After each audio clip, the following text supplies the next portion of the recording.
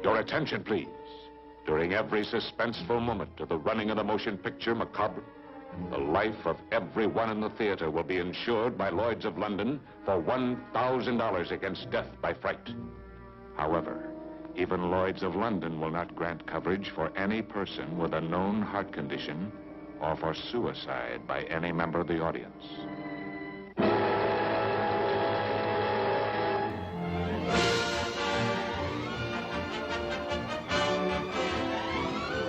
Hello, divers. Coming to you from Studio D, the Deep Dive Podcast presents Hollywood Hype, a new recurring series that looks at the gimmicks, tie-ins, and publicity stunts that lured unsuspecting patrons into movie theaters. I'm Tom Feeney, writer for Wang's Chop Movie Magazine, and, obviously, someone with way too much time on his hands.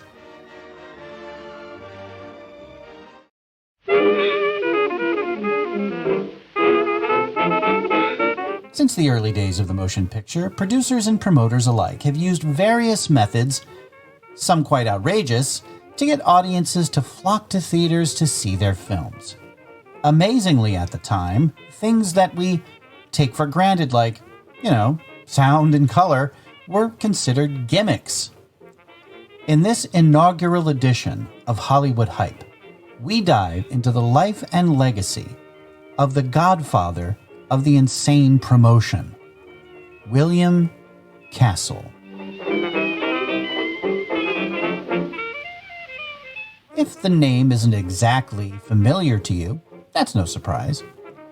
Born William Schloss Jr. in 1914, the man who would become the greatest movie promoter of all time had a somewhat tragic childhood. By the time he turned 11, he had lost both parents, and by his own account, became something of a problem child, roaming the streets of New York City, always taking dangerous risks and getting into trouble. One not-so-dangerous risk young Mr. Schloss took actually got him started on his career path. He met Dracula. I am Dracula. Dracula. The very mention of the name brings to mind things so evil, so fantastic, so degrading. You wonder if it isn't all a dream, a nightmare. But no, this is no dream. This is Dracula, the original terrifying story of a maniac and a man who lived after death, lived on human blood, took the form of a vampire bat, and lured innocent girls to a fate truly worse than death. In 1927, when he was only 13 years old, William Schloss stole some money and went to see the stage play of Dracula at the Fulton Theater on Broadway. He loved it so much, he went again, and again, and again. Almost every night for 2 weeks, the boy sat in the balcony, listening to the screams of the frightened audience. After one performance, Schloss snuck backstage and knocked on the door of the play's star, the legendary Bela Lugosi. The two struck up an unlikely friendship, and a couple of years later, Lugosi asked the teenage Schloss to join the road company of Dracula as an assistant stage manager.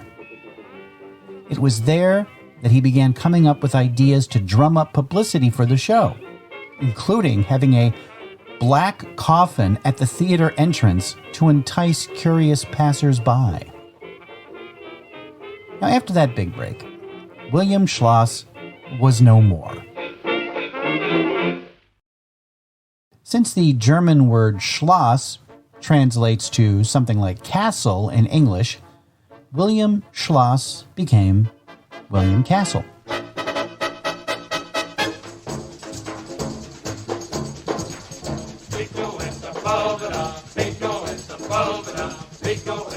When Castle was 23, he ventured west to Hollywood, where he began working for Columbia Pictures. His outgoing personality, work ethic, and business savvy got him an opportunity to direct his first feature film for Columbia. Castle had only been working there for 3 years. From 1943 to 1950, Castle directed an astonishing 18 movies. Yes, they were all cheaply made B-movies, but that in no way diminishes the achievement. Castle had a reputation as a director who could bring in a picture under budget and ahead of schedule. To a movie studio, that was like money in the bank. Not content to be just a hired gun for the major studios, William Castle became an independent producer. His first thought was to return to his first love, horror. Castle said, and this is a quote, "I'm gonna scare the pants off America," which, by the way, is also the title of his autobiography. All Castle needed was an idea, a story that would surely scare movie audiences. He found it in a book called The Marble Forest. It told the tale of a small-town doctor frantically in search of his daughter, who was buried alive in a cemetery by a crazed madman. Castle purchased the rights to the book with the intention of producing and directing the film adaptation. There was one problem: the title. Castle thought The Marble Forest was a terrible title. Now, Castle liked one-word titles, and after throwing around names like ghastly and gruesome, he decided on macabre. Don't worry about being scared to death. Your heirs will collect after you've gone. Where is she? I can hear her breathing. Where is she? Bring someone with you to see this motion picture. You'll want some live hands to hold during the performance. And you won't want to go home alone after it's finished, if you're able to go home. We won't worry about your telling anybody the ending of this picture, because you may not be around to tell.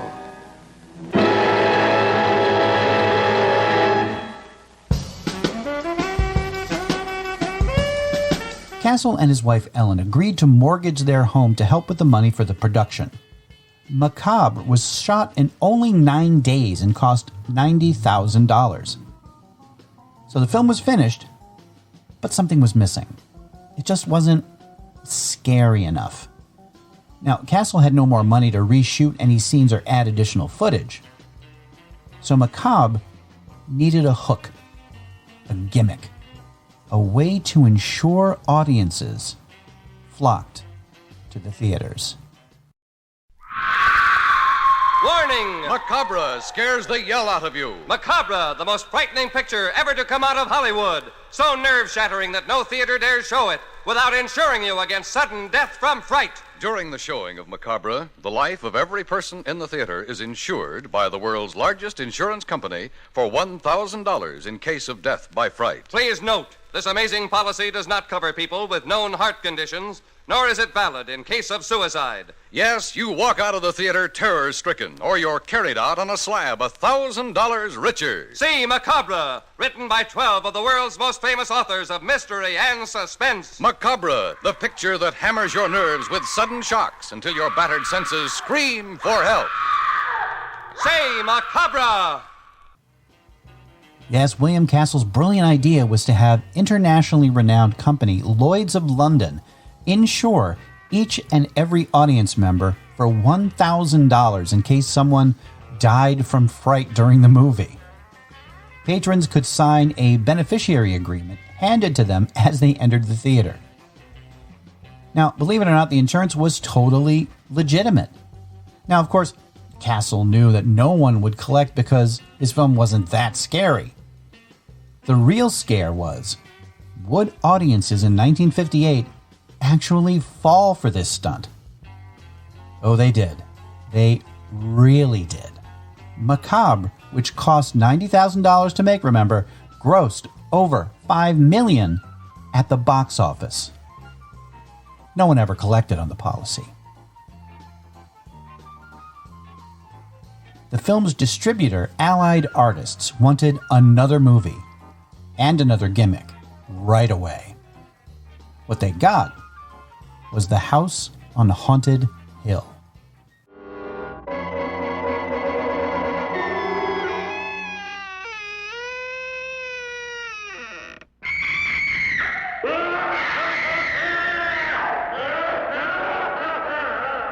I'm Vincent Price, and you're invited to my party in the house on Haunted Hill, where so far the ghosts have murdered only 7 people. So won't you come and make it 8? You'll see human heads without bodies. Mysterious pools of blood dripping from the ceiling.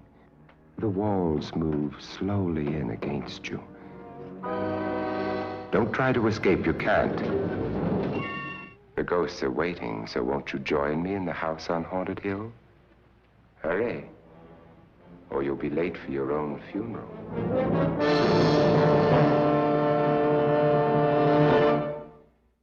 Not only did William Castle convince the legendary Vincent Price to star in his newest movie, but Castle also devised another brilliant, and this time more complex gimmick to scare audiences. It was called Emerge-O. Okay, so here's the setup. In one scene near the end of the film, a skeleton that was once Vincent Price's character rises up out of a vat of acid and torments his murderous wife. At this point during the film, the skeleton, obviously on wires, dangles like a marionette, chasing after the woman until she herself falls into the vat of acid.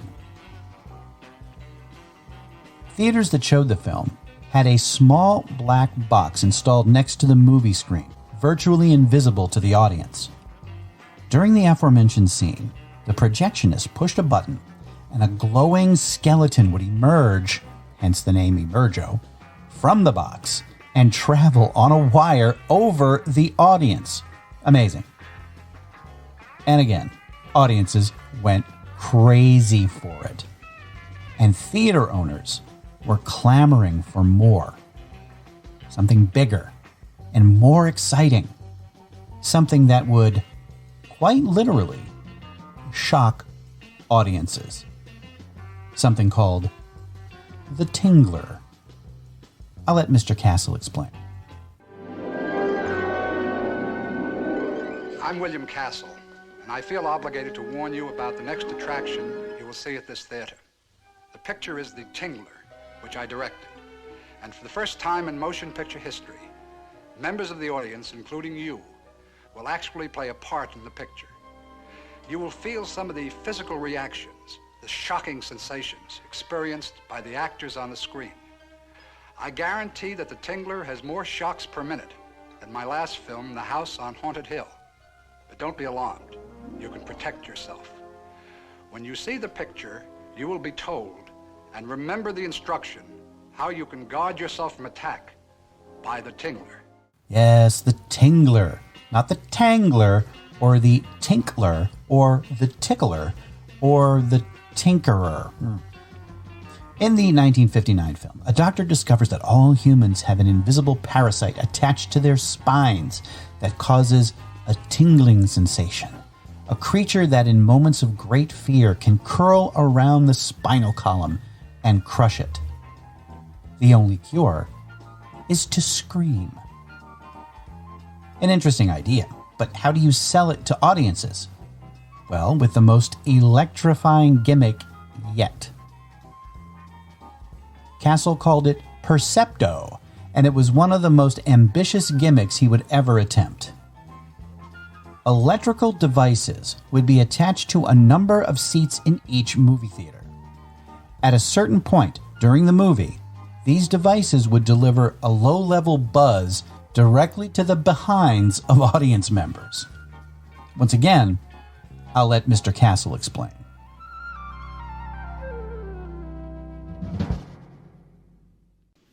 I feel obligated to warn you that some of the sensations, some of the physical reactions which the actors on the screen will feel will also be experienced for the first time in motion picture history by certain members of this audience. I say certain members because, well, some people are more sensitive to these mysterious electronic impulses than others. These unfortunate, sensitive people will at times feel a strange, tingling sensation. Others will feel it less strongly. But don't be alarmed, you can protect yourself. At any time you are conscious of a tingling sensation, you may obtain immediate relief by screaming.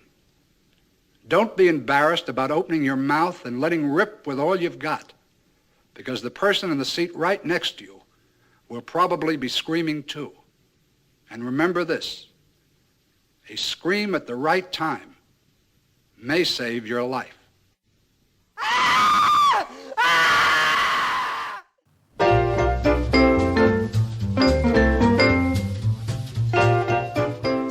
Ah, yes. Do you remember the good old days when you could just scream uncontrollably in a movie theater?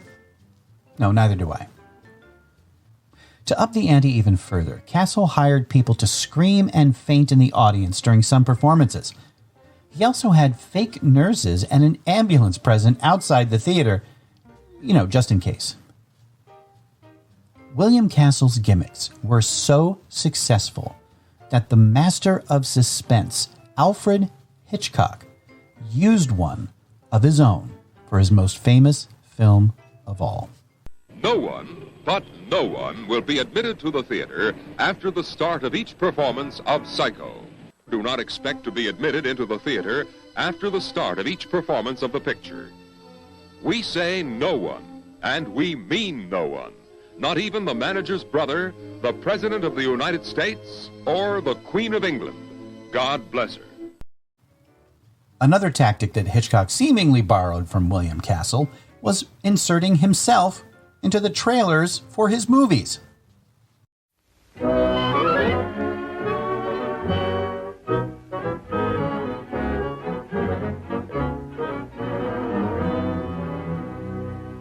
Good afternoon. Here we have a quiet little motel, tucked away off the main highway,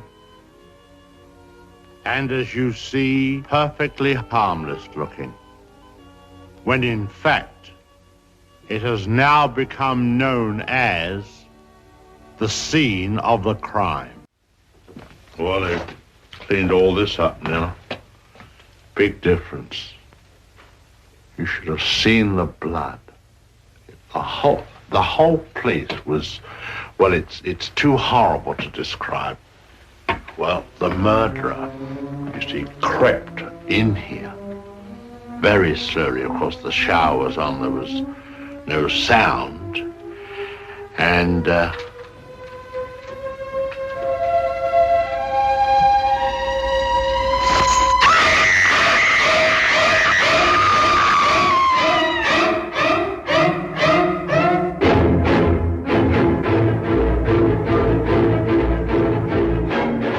William Castle knew he couldn't compete with the brilliance of Psycho, but that didn't stop him from trying. He would decide on a somewhat less complicated but still innovative gimmick. A movie murder mystery with a gender-bending twist called Homicidal. For the first time in screen history, a special interval will be provided during the running of this picture for refunding your admission. If you're unable to stand the almost unbearable suspense, the almost paralyzing shock of Homicidal.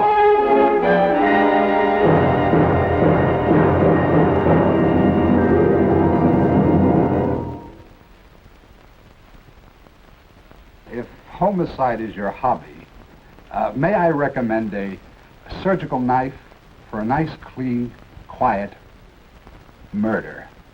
I'm William Castle, and this wheelchair is just to rest my tired nerves after producing a picture like this one.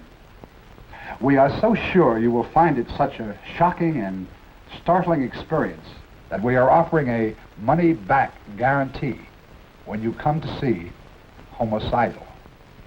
At the height of the suspense, there will be a fright break, an interval during which you can quiet your nerves.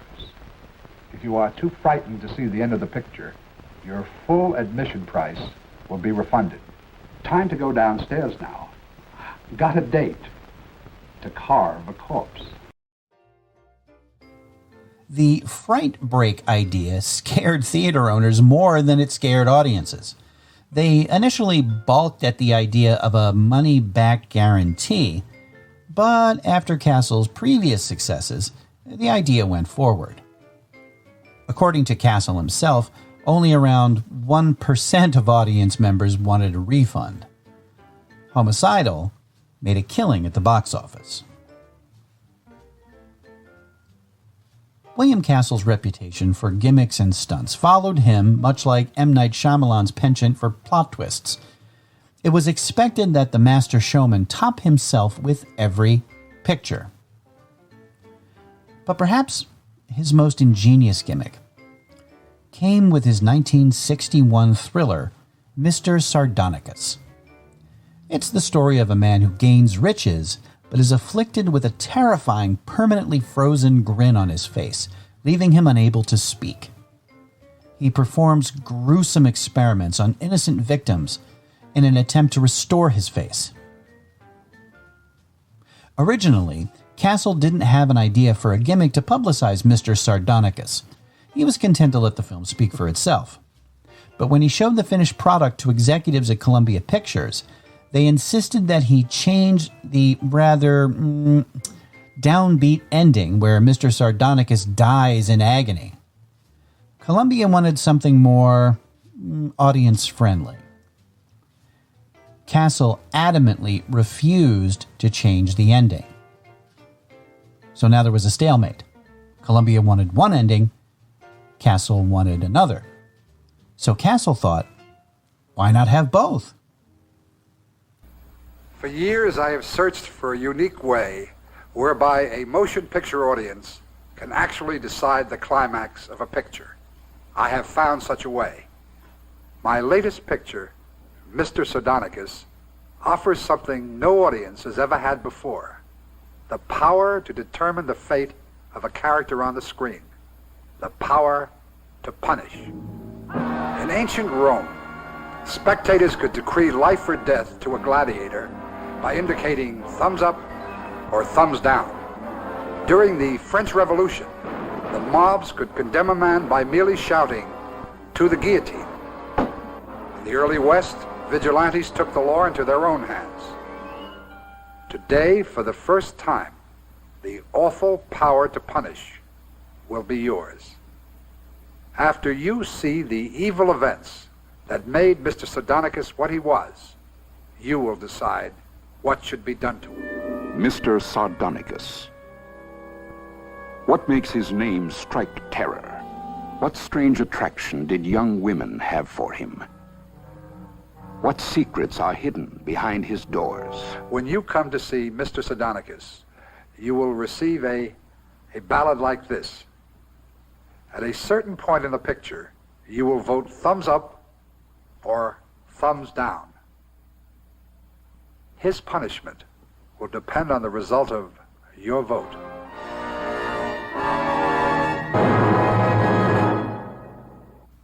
According to Castle's biography, there were two endings ready to be shown to audiences depending on what won the punishment poll.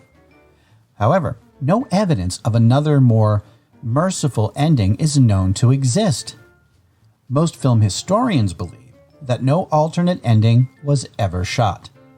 That Castle was convinced no one would ever vote in the villain's favor, so he never bothered to shoot another ending. Or he was just too cheap to spend the money on one. Either way, it turned out to be another brilliant gimmick. It was also one of the last. Tired of being known as the director who relied on gimmicks to generate audiences, Castle stopped relying on them. He continued producing and directing up until the mid-1970s, with his biggest success coming as producer of the 1968 horror classic Rosemary's Baby.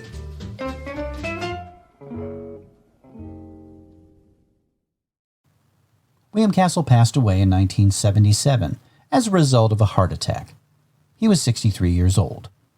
But his DNA remains in every movie promotion, every publicity stunt, and yes, every gimmick at a theater near you. Most of William Castle's films can be found on the major streaming services for purchase or rent, without the gimmicks, sadly. And there's a terrific 2007 documentary called Spine Tingler, The William Castle Story. And that can be seen, as of this recording, on YouTube for free. No insurance necessary.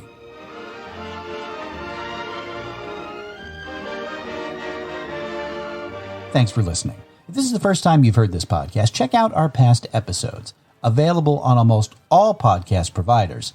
And please subscribe so you don't miss a single one. And if you like what you hear, write us a review. We'd love to know what you think. Or you can also drop us a line at thedeepdivepodcast@gmail.com or on our Facebook, Instagram, or Twitter feeds. You can find links to those and our awesome t-shirt store in the bio of our Instagram page. All clips used in this podcast are meant for educational purposes only and not to infringe on existing copyrights. Hollywood Hype is part of the Deep Dive Podcast family and a production of Automaton Studios.